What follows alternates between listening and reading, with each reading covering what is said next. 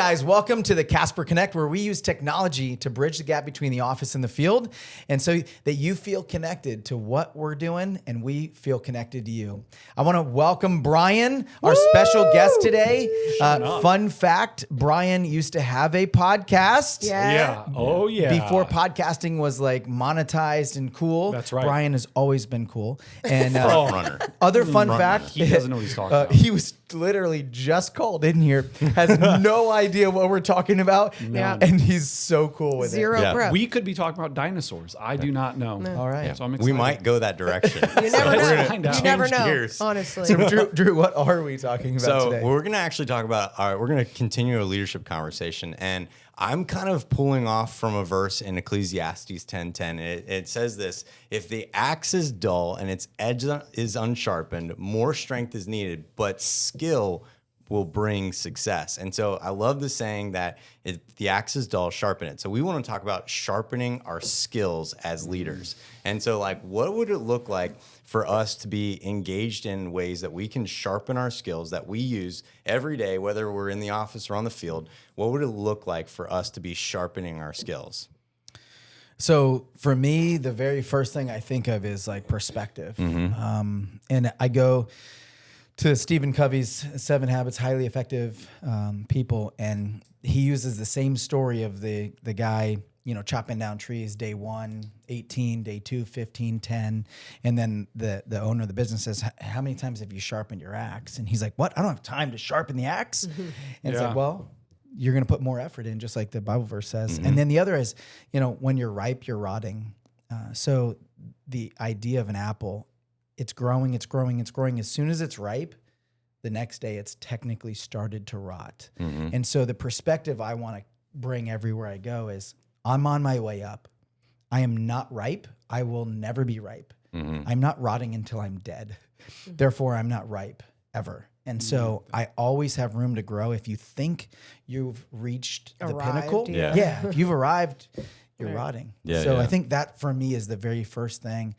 Before we get into the practicality of sharpening your skills, is having the humility of knowing that I still have a long way to go and a long way to grow. Good perspective. I think one of the best ways to sharpen your sword is just a continual learner's posture.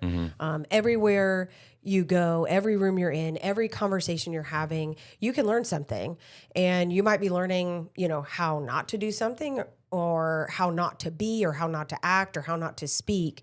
But you can always be learning something. And so just having that mindset where you're at every day, just utilizing all of these different experiences that God has given you all day, and all the different people God's placed in front of you every day, just to help, you know, you become a better version, you know, of yourself, so that you can lead better and love better and interact better with the world around you. Yeah. Cassie and I read a book through residency that talked a little bit about this, but it was almost more of a warning. And it was a warning of arrival. And it was through the focus of ministry, but I think that really works in any facet. It was warning people of that feeling or that posture of like, oh, I've arrived. Like, I've arrived, so I no longer need to. I've arrived. I no longer have to learn or continue to grow.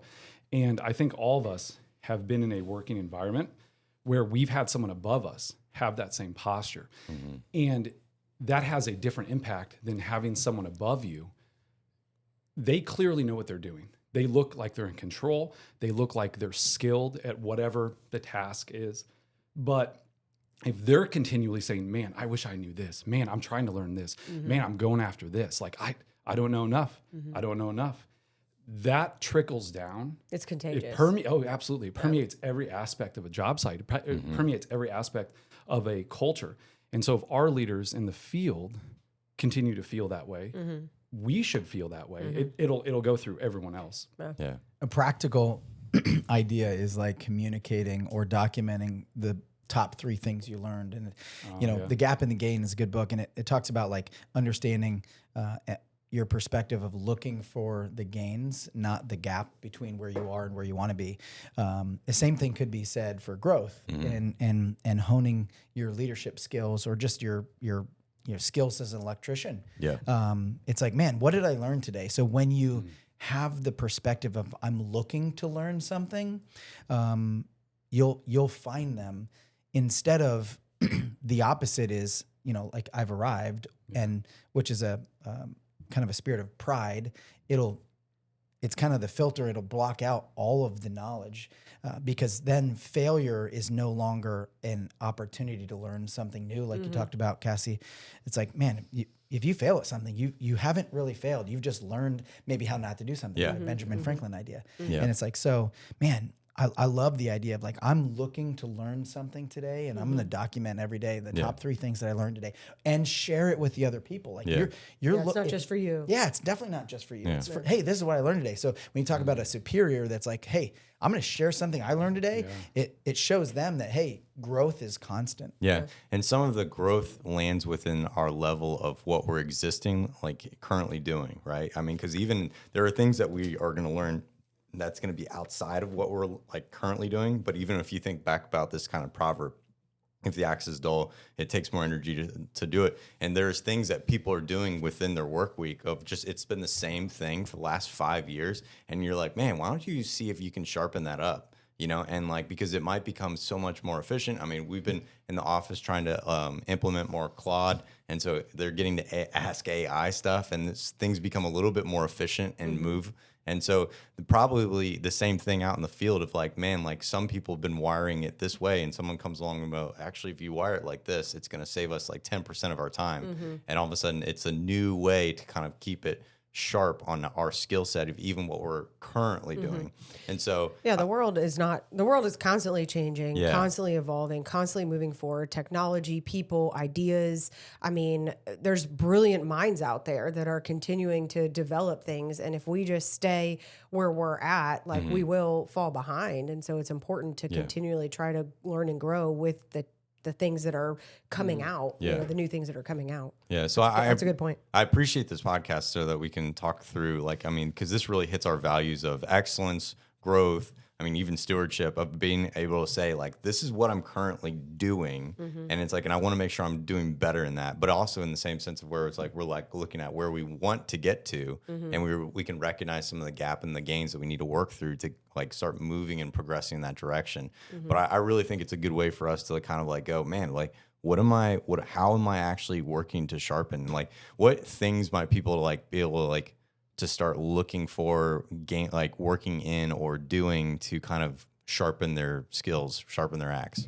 I'm thinking on the job site, the foremen they understand the hours that we have in every job for the most part, and we track that really well. So if I think of a research and development company, they have a large budget that goes towards research and development. It could, like for technology, it could be 20 or 30% of their budget. Oh, yeah. It's huge. We don't have that ability. So, but even if it's a couple percent, if you're going to do box out a house and there's 100 boxes in there, if you think, hey, talk to the foreman, like, hey, I'd love to try something new. Let's try it. Let's not try it on 100% of it, but like, we're okay with investing in another idea, but it's going to have to be stewarded properly. And then you're going to have to make sure that you're in a position where you can do that. Sometimes you're under the gun. It's like, man, we're going to stick to what we know. And then we get into a space where it's like, man, we've got a little flexibility. Hey, James, you said you had an idea. Let's try it out real quick. I remember I used to send home sticks of pipe and a bender to somebody. They wanted to learn. I was willing to invest in the material.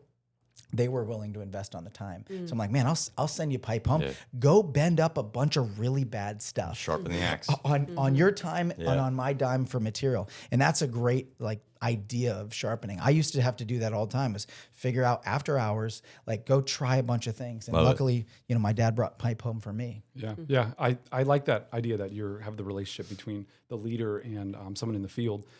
And I think sometimes people just, when you think of like tools, they might think of just their screwdriver, their power drill, their hammer. If you're a leader in the field, you're utilizing the guys in the field to get the job done. So are you sharpening the guys underneath of you? And to the guys that are in the field just starting out, are you allowing yourself to be sharpened? Or are you doling yourself to the criticism or expectations or the guiding that other people are giving you? Like, how are you being, are you allowing yourself to be sharpened? Yeah. Are you pushing back against that? Yeah. Because we want everyone to grow, and to grow, you need to be sharpened through that. So I love the idea of sharpening. It's like iron sharpens iron. Yep. So exactly. does one man sharpen another. And the idea isn't like comfortable. It's pressure, intentionality.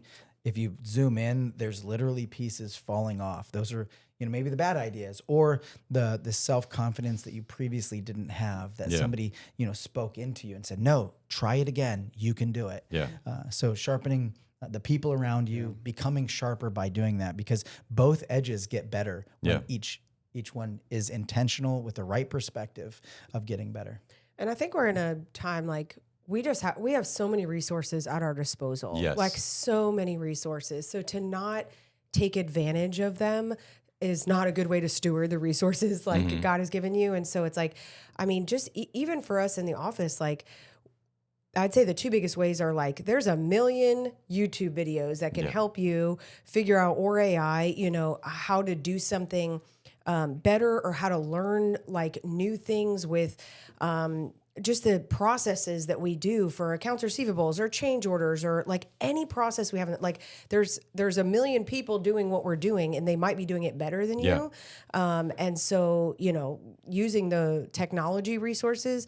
The other thing, I love how many good electrical contractor relationships we have. It's a lot, and it is a wealth of knowledge. I know, not saying this just for the podcast, I was pulling into the parking lot to come up here, I was on the phone with another electrical contractor asking a question, because I'm like, hey, I was working through something yesterday. I was like, man, there's got to be a better way to do this. And I get to pick up the phone and call in and say, hey, how do you guys do this? Yeah. It's like, those are ways that you can sharpen your skills and sharpen what you're doing is by using all the resources we have, which is a lot. Yeah. So maybe a good goal for you guys is to consider something, maybe an area that you can start looking on YouTube, or maybe asking some other people out there. But how can you grow? How can you start sharpening your skill set? And so I'm thinking, I think you're about to say, text the word sharpen. What if instead of that, we sharpen this by saying anyone that wants to qualify for the gift card is just give us an idea of how you recommend we get sharper. I like it. That's good. All right. But before we head out, we've got some important dates we want to share with you guys. And so here's these August birthdays and employee anniversaries. All right. August birthdays. We have Omar on August 10th. Carolina Miranda, August 14th. Carolina. Jordan is August 15th. And James D'Souza, August 23rd. Happy birthday, everybody. Happy birthday. Happy birthday, you guys. All right. Employment anniversaries. There's a lot. August apparently is a big hiring month. Chris Seitz, 1 year, August 4th. Omar Cardona, 2 years, August 5th. Daniel Kraft, 2 years, August 5th. James D'Souza, 4 years, August 8th. Brendan Eisenhower, 4 years, August 8th. Trenton Webb, 4 years, August 8th. August 8th was a big day. Yeah. It was a big day, guys. A lot of good people. Shelby, 2 years, August 9th. Michael Carlin, 1 year, August 11th. John Wagner, 9 years. 9 years, August 11th. Jeremy Smith, 2 years, August 12th. Sage White, 1 year, August 20th. And Todd, 4 years, August 26th. All right. Wow, that's a lot. Yeah, love it. So many good people. Great. Yeah. So many good people. Yeah.